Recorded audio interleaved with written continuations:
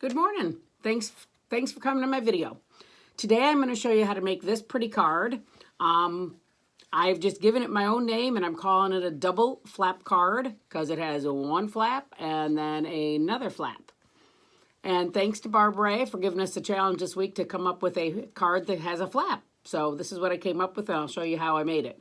It's really quite easy. When I started making these videos, my big goal was to keep them short and simple, 10 minutes or so. So I will move fast. Here's what we used to make it with: the Forever and Always stamp set and the dies that go with it. We also then used the Forever Flourishing dies. They're the dies that go with our Forever Fern stamp set, but we're not using the stamp set, just the dies. And in particular, just the die that cuts out this pretty piece right there. We are also the message that's on it. The card came from the Many Messages stamp set and die. And then also, I'm using the Subtle Embossing Folder. It does exactly what it says. It's subtle. It basically just puts like a linen look onto your cards. But it just seems to really give a more professional look to your cards. The first thing I want to do, though, is give you a quick little lesson on at least how I use this stamp set and how I color it in. So sometimes when I get a new stamp set and I'm not sure how I want to use it, I just kind of start to play with it. And so I stamp on this sheet here, Whisper White. I stamped the flowers and the leaves with our black permanent ink. You do want to make sure you let this dry first, the black ink, for several minutes, or take it over to your heat gun and heat set it. That would work too. And I'll show you then how I color them in. This is just how I color them in. There's all sorts of ways that you could be doing this. I'm using our Stampin' Blends marker, and this one is Highland Heather to be exact. And I'm just going to kind of follow these little lines in here. Pretty simple, easy to do while you're watching TV. Now we have in my group of stamping friends some beautiful watercolorists. Sandy is one of them. Carolyn is another one. They're very, very good at watercoloring. They use alcohol markers like this, but they also use watercolor paints. I though am not so good, so I kind of take a cheating method. So there we go. I put in those marks. Now I'm going to go through and kind of do it again. Each time, I don't even need to grab another color marker. Each time I go over it, it gets a little bit darker. And I'm not necessarily going over exactly where I did the last time, just kind of nearby. And maybe one more time. Now, first off, it's very pretty just to leave it like that, with just that little bit of color added to it. If you want a little bit more, though, a little bit more overall color, I'm going to take our Highland Heather ink pad and our blending brush and just kind of rub some overall. This is not blending that alcohol ink I put down because it's set in place. Want to make sure I don't add too much color, so it looks like I'm hardly getting any color right now. So let me make sure I get a little bit more. So, there, I think. So, if I hold it up, you'll see what that looks like. There's a yellow one there. And then here's another one that I did earlier. So, it's fun to color these in, just to play with the different colors and inks. Obviously, I should do the center here. I did the center most time in yellow, but do the center whatever you want. And now I have a bunch of these done. I've been playing with it this last week, and I have a bunch of these done, and now I just need to make a card with them. So then you'll take this and die cut it out, get them all die cut out, and then you have a whole bunch of them ready to go. So, but let's get to the actual card that I'm going to make for you today. I'm using Highland Heather paper, and here's the 2 pieces of paper you need. So they are both 8.5, which our card stock comes 8.5. This one is 4 1/4 by 8.5, and this one's 3 by 8.5. So you can cut it out of the same sheet of cardstock, of course. This one we're going to score at 5.5. This one we're going to score at 4 1/4. So let me go do those real quick, and I will be right back.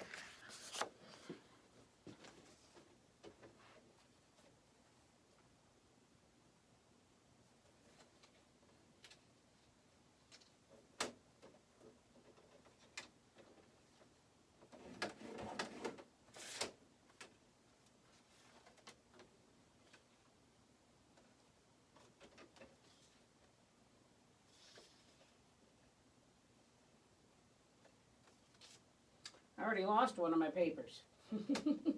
I dropped it over here, I guess.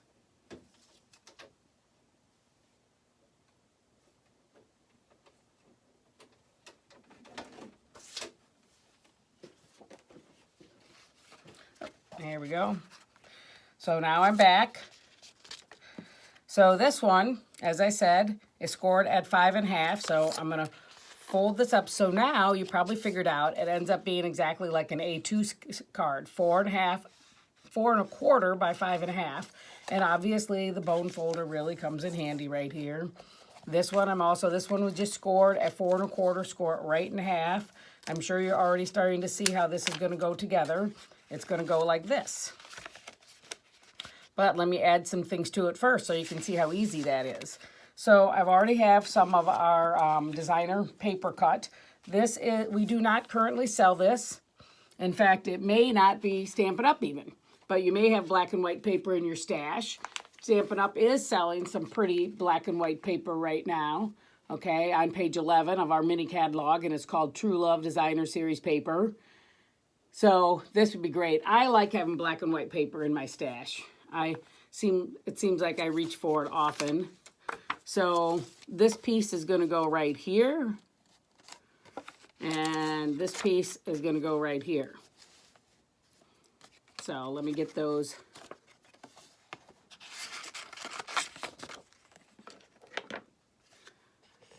And you could obviously use either side of this paper. Put that right in there. And then the other piece is going to go right here. And I have those, I did have those measurements for you.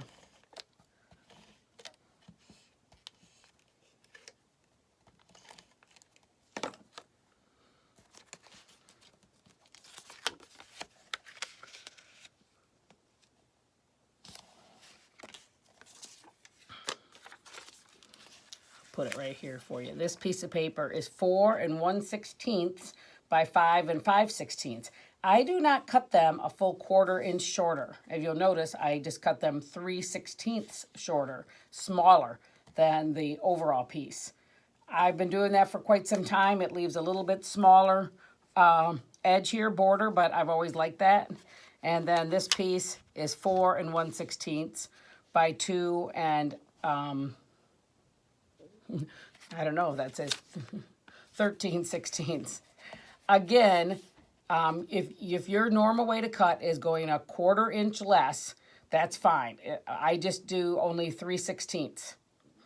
1/4 inch would be 4/16, and I just go 3/16 smaller. Now my art piece, as I like to call it, is going to go right on this piece. Let me go ahead and I will get this piece adhered down.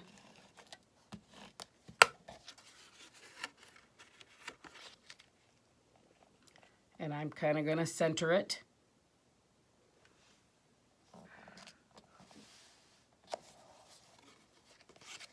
So there we go. We basically have our card now. Now here's a piece of Whisper White cardstock that I put through the Subtles embossing folder. It's going to go right there. I'm going to add these.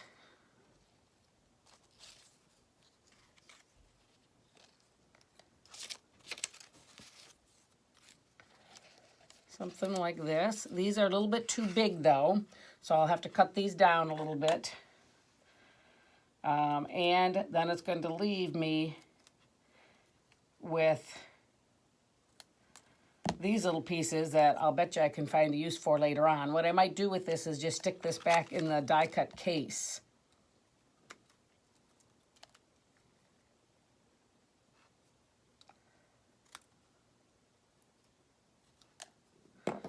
So after I cut them down, they'll look a little bit more like this. So let me put this together. I'm going to use a little bit of glue on my black die cuts here.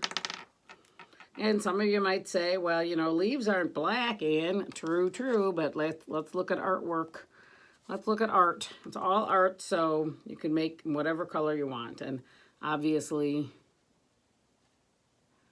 plenty of black and white art in the world. Of course, all of our cameras used to be black and white. Our TV sets were black and white.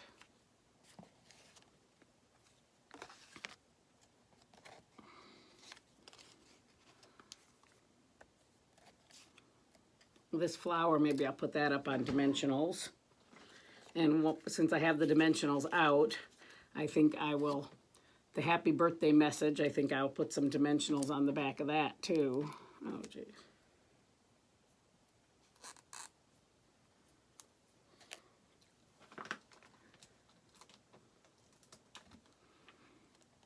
I think this might need 3 dimensionals.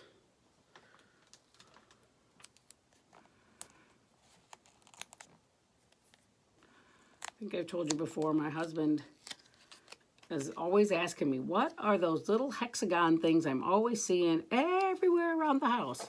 And my husband may exaggerate sometimes, but this time he is not exaggerating. He does see those little dimensionals all around the house. And then I'll put the little happy birthday right down here. Oh shoot, that happy birthday looks a teeny bit crooked. And I might not be able to fix it. Oh, looks like I can. So there's my focal point done, and it gets attached right here, which I will do now. You'll notice I have gone between tape runner and glue. I kind of have my own little preferences of when I like to use a tape runner and when I like to use glue. And sometimes there's no rhyme nor reason to it. And this double flap card is complete. And obviously you could continue, you could stamp something on the inside of this, you could decorate the inside, you could add a piece of Whisper White cardstock if you didn't want to write right on the pretty Highland Heather color. So I'll give you a little chance to look at that for a minute before I turn the video off. I will also show you some other cards that are made with this same stamp set. They just make gorgeous cards. The die cuts, the Love and the Always die cuts are just gorgeous. Thank you for watching.